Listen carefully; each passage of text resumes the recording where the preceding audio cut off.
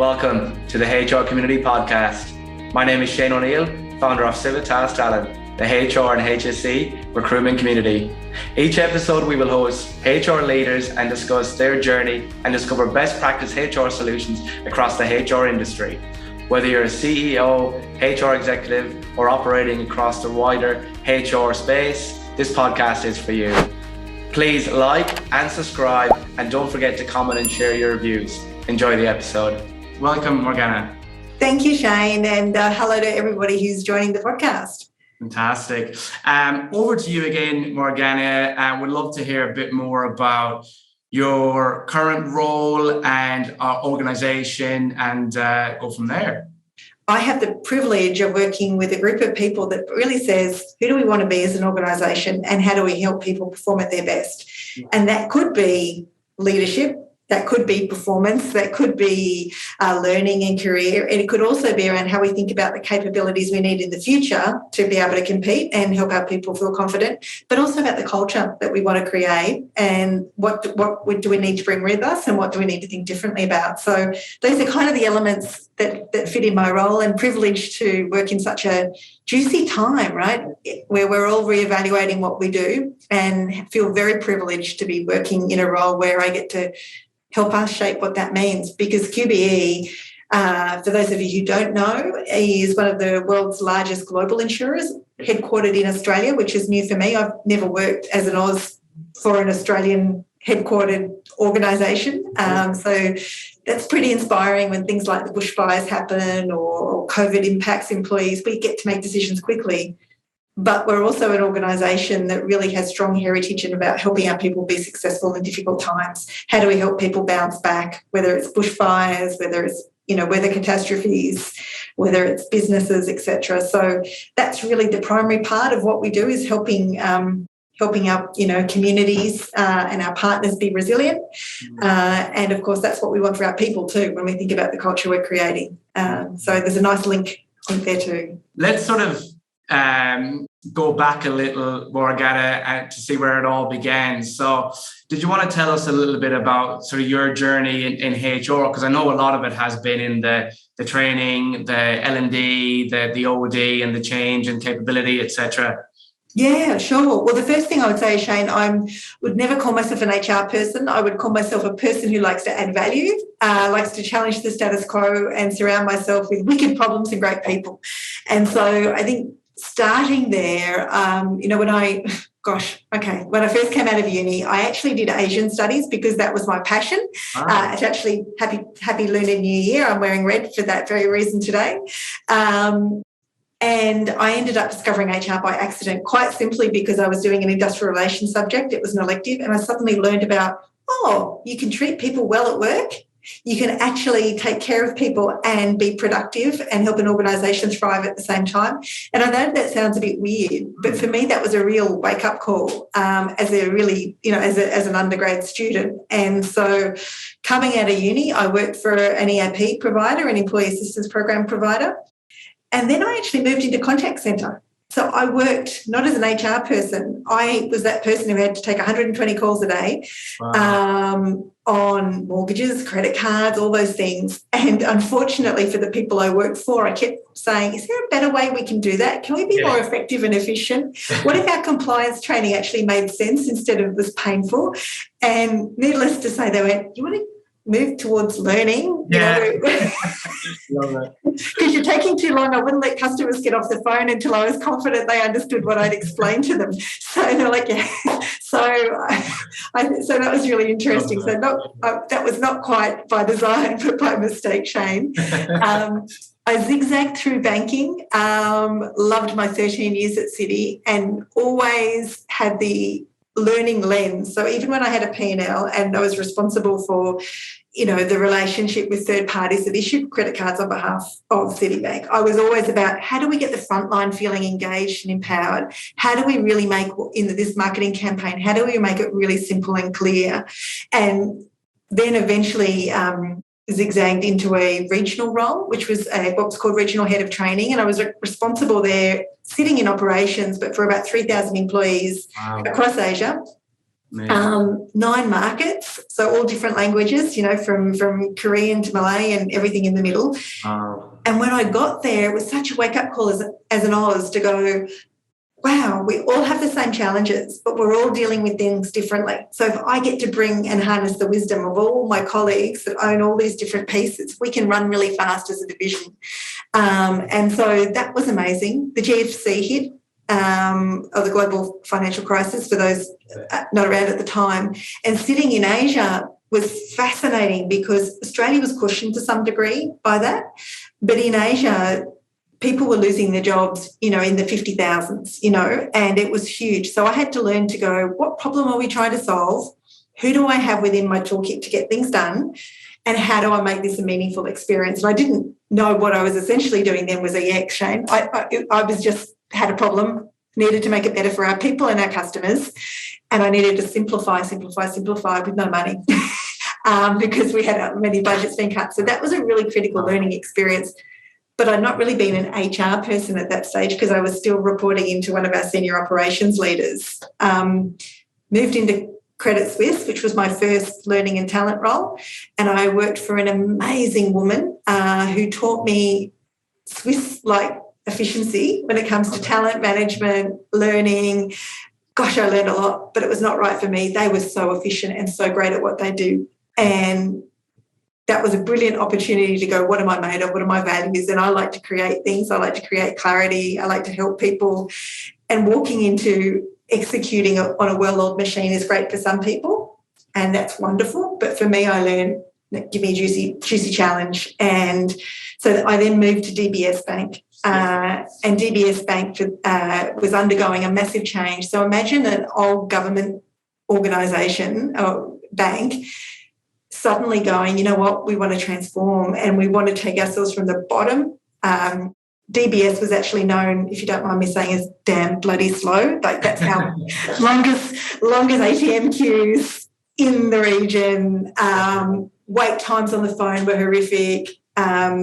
Lots of hardworking, well-meaning people, but just not cutting through. And I had the privilege to set up their service institute, which was really about how do we redesign what a contact centre experience needs to be for both the contact centre operator and the customer. And that's kind of how I got in there. I then worked on the leadership behaviours we need at the top of the house and had the privilege of actually being part of designing the whole improvement around what we did for customer. And we got from the bottom to the top of the customer satisfaction there through, yes, I was an HR person, but I was working with innovation, business improvement, all those cool areas to actually say, how do we make things better across Asia? That's kind of, and then made it back to Australia. And then I've enjoyed my time, small stint in local government, great learning experience. And then really insurance around two different organisations, both equally saying, how do we make ourselves better for our people and our customers? And really love that connection to purpose in this. So that's really what drives me. Awesome, amazing. And how important do you feel it was now that you've got to the stage of your career with the learning, the capability, the employee experience, all those like really strategic areas? How important do you think it was to actually be on the floor, be part of that operations team, on the phones, part of the operations training team? How important do you think that experience was to I guess, get you to where you are now? Oh, super critical, Shane, super critical. I think the biggest thing is nothing is ever in vain if you choose to make it a learning opportunity. And when I work with our claims teams now, or, yesterday I was with our executive team prioritising what needs to get done, I'm like, yep, but you know what? If we do everything remotely, you will miss the person beside you that listens in and, buddies into your call and whatever. And to be able to talk about that, not theoretically, but to have lived that experience is absolutely critical. So having those pieces, I think, just gives you credibility. It gives you passion for what you do because you understand the impact of when it's done badly or when it's done well. So you've got more skin in the game when you think about double impacts, customer and people. And I think it makes you a little more courageous when you're challenging leaders on what they think is right as well, because you've lived it. Yeah, and you mentioned GFC, which was obviously a pretty historical part of. Oh, thank you. Historical, yes. Just last year. I didn't want to make it sound so many years ago, but was a part of time when obviously the global financial crisis crashed and companies, went under and things happened within the commercial world, which are pretty much out of people's control.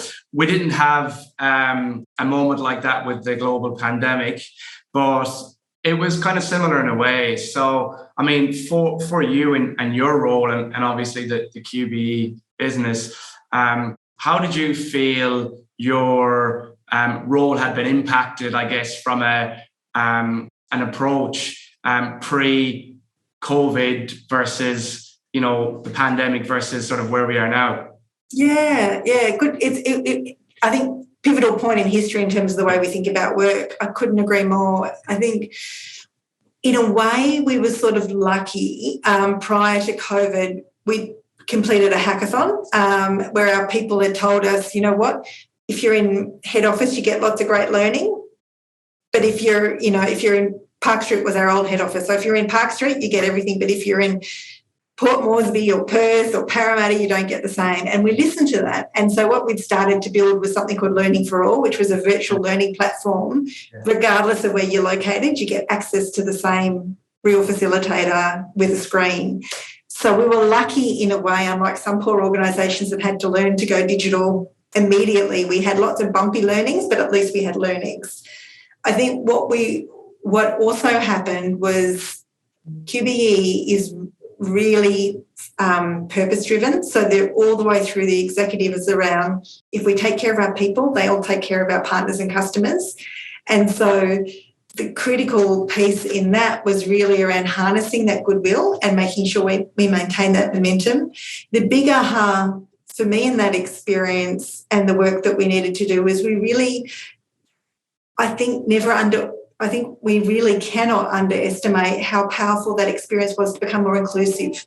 And what I mean by that is for the first time, we all had access to the same size screens, not size of our offices, whether you be male, female, old, young, whatever your experiences might be, everybody had a voice and we could share that voice. And I, by default, am an introvert, but COVID taught me to be more courageous. And I hear many stories about people feeling more empowered, that they all of a sudden also had that experience. And it also meant from a talent perspective is we could say, person in Adelaide, I hired somebody in Adelaide to take on our leadership work. I wouldn't have even have known her before COVID hit because we knew each other to say hello to and to work on projects. But we built more intimate connections through virtual technology, and therefore I learned more about what she was capable of. And now she's part of my leadership team. So if you imagine that right across Cubes and right across, industry, I think it's around how do we harness that? How do we not go back to the old way? How do we bring forward what did serve us, but also continue to challenge ourselves around how do we stay inclusive? How do we continue to give everybody equal access to be, have access to meetings with senior people in discussions that matter and not think it's only the people in the one geography that can move an organisation forward. Awesome, fantastic. And I know you're super passionate about the leadership space, so I'll ask you a little bit about that. What advice, I guess, could you give our senior HR practitioners out there or business owners, C-suite level, looking across the board at that sort of leadership level? What sort of advice would you say these businesses should be focusing on with their leaders in the current work environment? Because it's very different to last year, very, very different to the year before. So it's just constantly changing. It is. And to say the world of work is changing feels like a T-shirt now, right? Yeah, everybody has the poster, but do we know what that means? And first thing I would say is this is the time to use those beautiful intimate connections that you built with people in a remote setting. You've seen their children, you've seen their dogs, you've seen their artwork. Use that human connection to show that you care is the first thing I would say. Yeah. Because this is a time when people are reevaluating what matters to them. This is a period of time where there is choice because the market is red hot.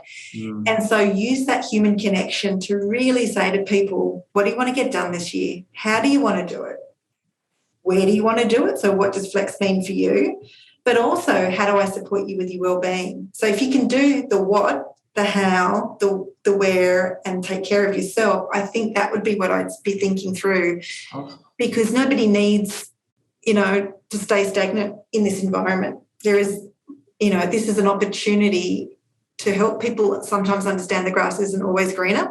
Yeah, help people think through what is career clarity, and therefore use those human connections to really proactively retain or inspire people to go, it's all right, it's not right, but, have that conversation sooner or later, so then you can keep making the right decisions for your people in the business. Yeah, love it. Great advice. Really good advice. And I think as well, like, just for myself, knowing the recruitment side of things, the market is busy. There's a lot of opportunity out there. If someone is sitting in a position and they're not 100%, they can easily get interviews and opportunities at the moment. So although that side of it is good, I agree with you completely. I think there should be a lot of focus on retention as well. Is that something that is a big component of the employee experience part of your role, looking at how do we retain our people, how do we develop them, so to speak? Yeah, I think it should always be part. COVID, Great Resignation, whatever it might be, I think it should always be what we do. As an employer, we should always be thinking through.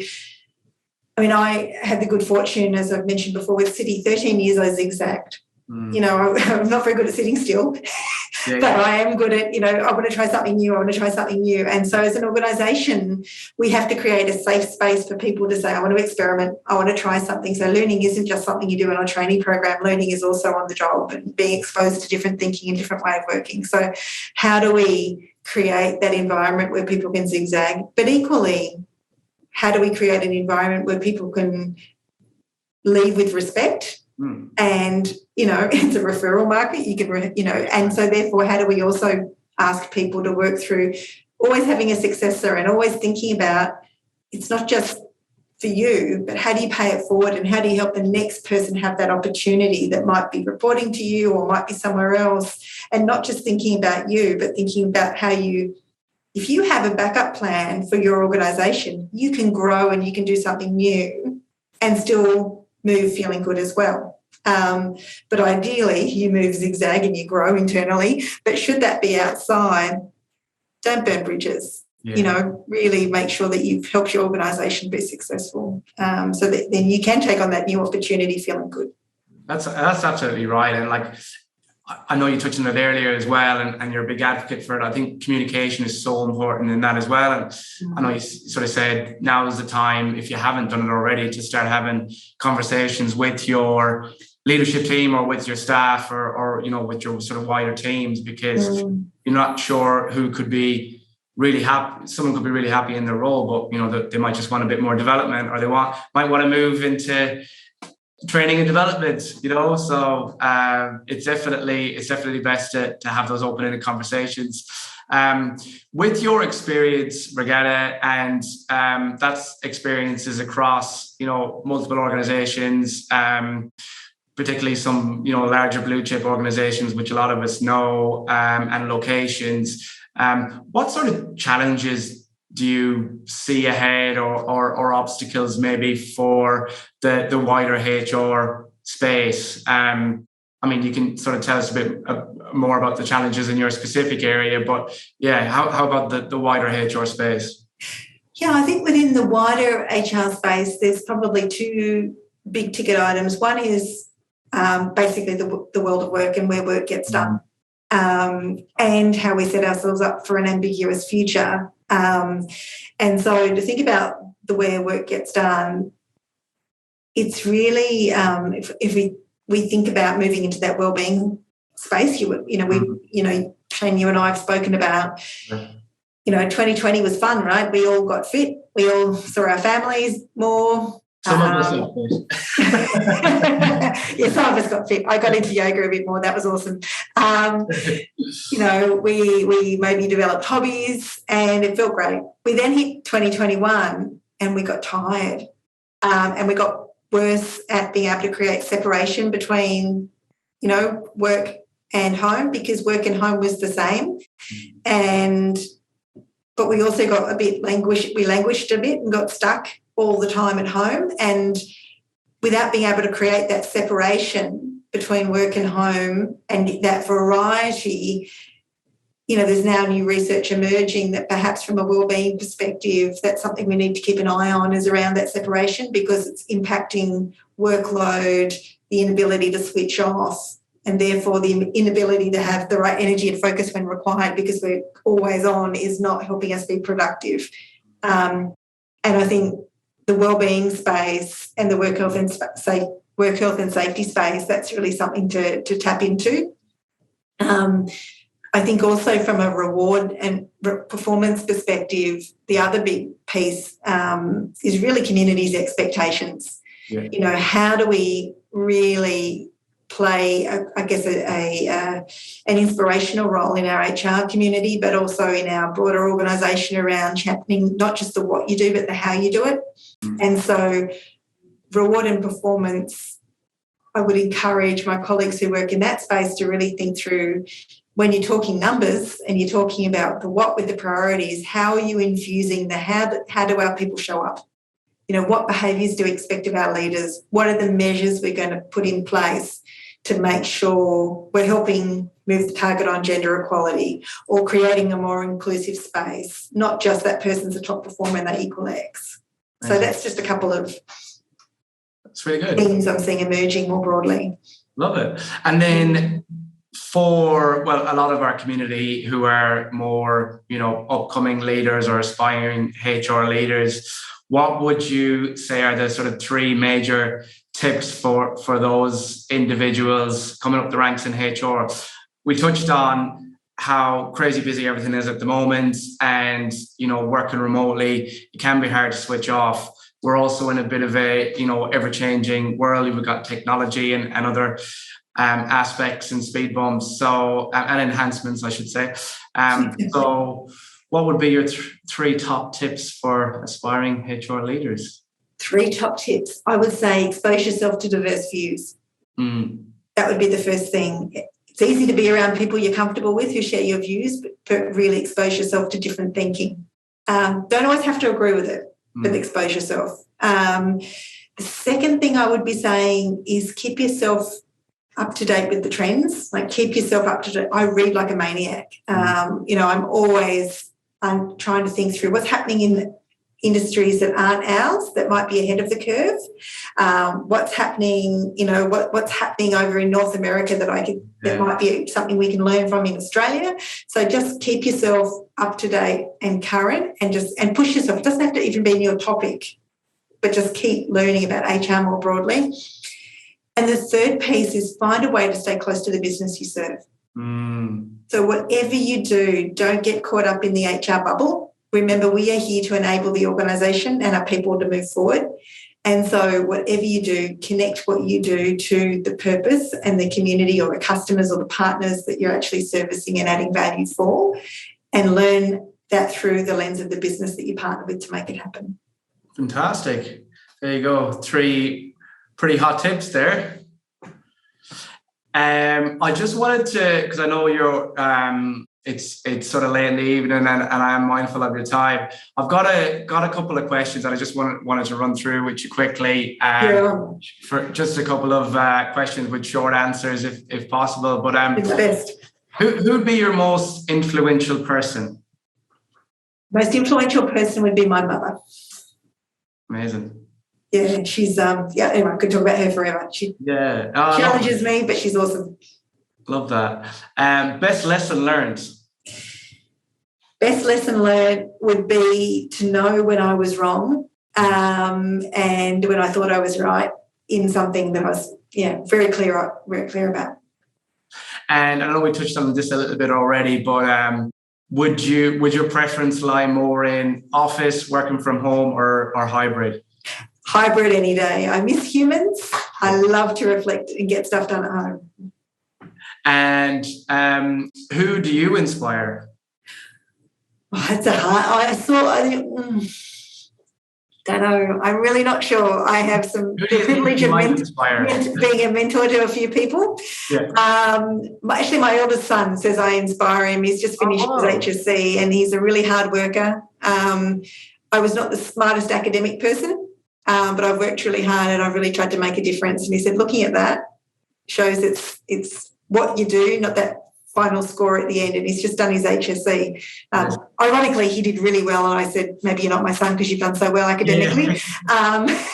But yeah, he said that to me recently that I've inspired. Oh, that's pretty cool. Not that I think anything will frustrate you, but what frustrates you, Morgana?